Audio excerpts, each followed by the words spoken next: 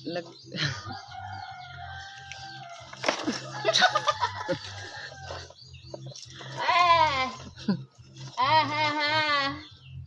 Ayun, ano na yung guava china. Tos, nahulog.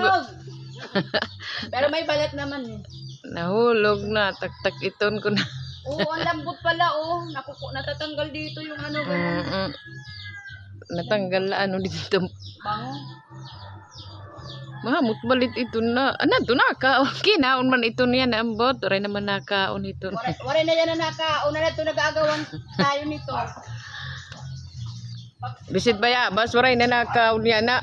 Oo. Ato bis hilaw-hilawan. Hala. Yung bayabas. Mga kibol. Mga kibol.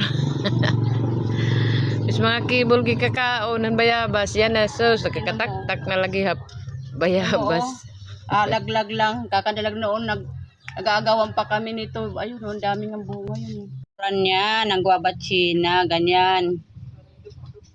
Ganyan ang itsura ng guava china, parang puro buto.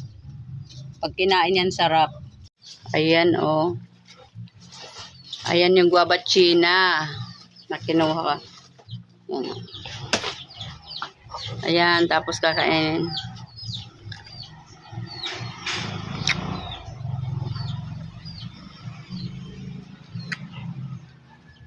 Siluluwa yung buto niya. Ayan na itim.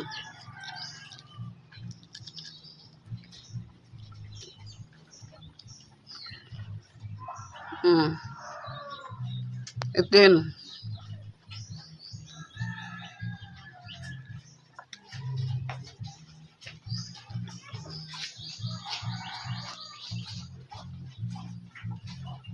Marasa. Oh, tamis. Ayan buto niya oh. Ang buto niya itim. Ayun, ito buto niya oh.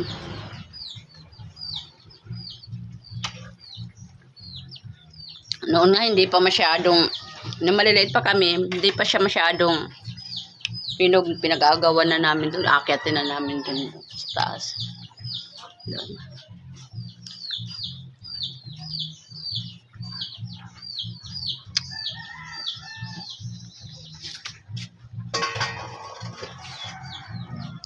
Yan ang guava china.